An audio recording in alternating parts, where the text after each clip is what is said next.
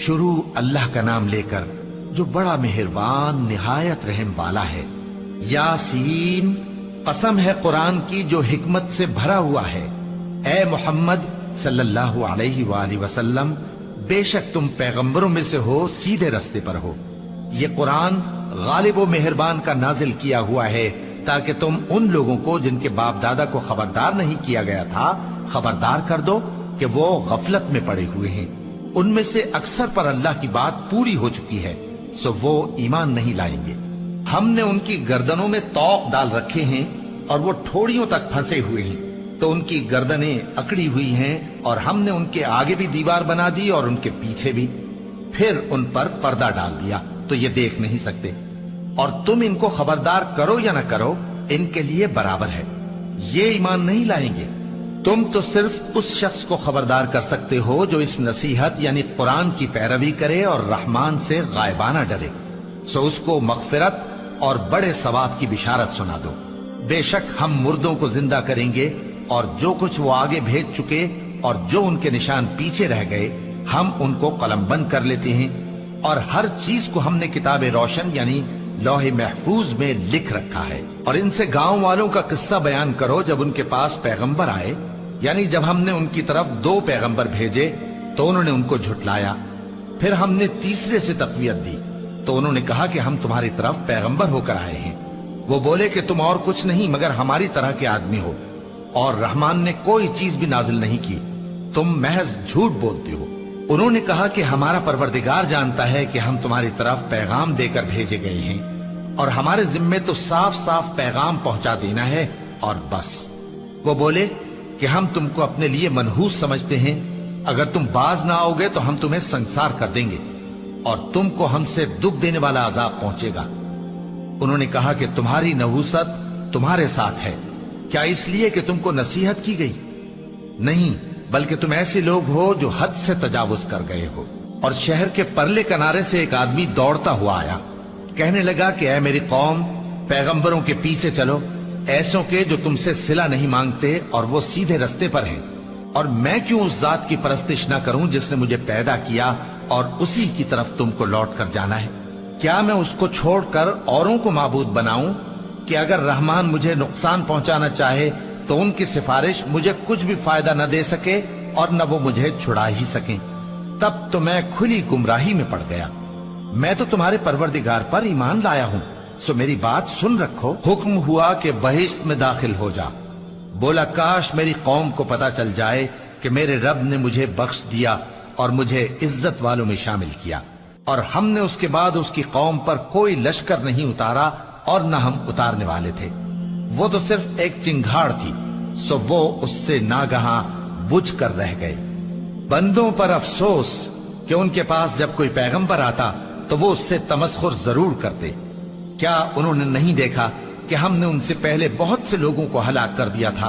अब वो उनकी तरफ लौट कर नहीं आएंगे और सब के सब हमारे रूबरू हाजिर किए जाएंगे। और एक निशानी इनके लिए जमीन मुर्दा है कि हमने इसको जिंदा किया और इसमें से अनाज उगाया, फिर ये इसमें से खाते हैं और इसमें खजूरों और अंगूरों के बाग पैदा किए और इसमें चश्मे जारी कर दिए ताकि ये इन बागों के फल खाएं, और इनके हाथों ने तो इनको नहीं बनाया, तो फिर क्या ये शुक्र नहीं करते? वो जात पाक है जिसने जमीन की नबातात के और खुद इनके और जिन चीजों की इनको खबर नहीं सबके जोड़े बनाए। और एक निशानी इनके लिए रात है कि इस पर से हम दिन को खींच लेते हैं तो उसी वक्त उन पर अंधेरा छा जाता है और सूरज अपने मुकर्रर रास्ते पर चलता रहता है। ये उस गालिब दाना का मुकर्रर किया हुआ अंदाजा है। और चांद की भी हमने मंजिलें मुकर्रर कर दी, यहां तक के घटते घटते खजूर की पुरानी शाख की तरह हो जाता है। न तो सूरज ही से यह हो सकता है कि चांद को जा पकड़े और न रात ही दिन से पहले आ सकती है, और सब अपने अपने मदार में तैर रहे हैं। और एक निशानी इनके लिए यह है कि हमने इनकी औलाद को भरी हुई कश्ती में सवार किया और इनके लिए वैसी ही और चीजें पैदा की जिन पर ये सवार होते हैं। और अगर हम चाहें तो इनको गर्क कर दें, फिर न तो इनका कोई फरियाद रस हो और न इनको रिहाई मिले, मगर ये हमारी रहमत और एक मुद्दत तक के फायदे हैं। और जब इनसे कहा जाता है कि जो तुम्हारे आगे और जो तुम्हारे पीछे है उससे डरो ताकि तुम पर रहम किया जाए, اور ان کے پاس ان کے پروردگار کی طرف سے کوئی نشانی نہیں آتی مگر اس سے منہ پھیر لیتے ہیں۔ اور جب ان سے کہا جاتا ہے کہ جو رزق اللہ نے تم کو دیا ہے اس میں سے خرچ کرو، تو کافر مومنوں کے متعلق کہتے ہیں کہ بھلا ہم ان لوگوں کو کھانا کھلائیں جن کو اگر اللہ چاہتا تو خود کھلا دیتا، تم تو کھلی گمراہی میں ہو۔ اور کہتے ہیں اگر تم سچ کہتے ہو تو بتاؤ یہ وعدہ کب پورا ہوگا؟ یہ تو ایک چنگھاڑ ہی کے منتظر ہیں جو ان کو اس حال میں کہ باہم جھگڑ رہے ہوں گے آ پکڑے گی، پھر نہ تو یہ وصیت ہی کر سکیں گے اور نہ اپنے گھر والوں میں واپس جا سکیں گے۔ اور جس وقت سور پھونکا جائے گا یہ قبروں سے نکل کر اپنے پروردگار کی طرف دوڑ پڑیں گے، کہیں گے ہائے بربادی، ہمیں ہماری خوابگاہوں سے کس نے جگہ اٹھایا۔ یہ وہی تو ہے جس کا رحمان نے وعدہ کیا تھا اور پیغمبروں نے سچ کہا تھا۔ وہ تو صرف ایک زور کی آواز ہوگی کہ سب کے سب ہمارے روبرو آ حاضر ہوں گے، پھر اس روز کسی شخص پر کچھ بھی ظلم نہیں کیا جائے گا اور تم کو بدلہ ویسا ہی ملے گا جیسے تم کام کرتے تھے۔ اہل جنت اس روز عیش و نشاط کے مشغلے میں خوش ہوں گے، وہ بھی اور ان کی بیویاں بھی سایوں میں تختوں پر تکیے لگائے بیٹھے ہوں گے، وہاں ان کے لیے میوے ہوں گے اور جو وہ منگوائیں گے ان کو ملے گا۔ ان کو پروردگار مہربان کی طرف سے سلام کہا جائے گا اور وہ فرمائے گا کہ گناہگارو تم آج الگ ہو جاؤ۔ اے آدم کی اولاد، کیا میں نے تم سے کہہ نہیں دیا تھا کہ شیطان کو نہ پوجنا، وہ تمہارا کھلا دشمن ہے، اور یہ کہ میری ہی عبادت کرنا یہی سیدھا رستہ ہے، اور اس نے تم میں سے بہت سی خلقت کو گمراہ کر دیا تھا، تو کیا تم سمجھتے نہیں تھے؟ یہی وہ جہنم ہے جس کے تمہیں دھمکی دی جاتی تھی، جو تم کفر کرتے رہے ہو اس کے بدلے آج اس میں داخل ہو جاؤ۔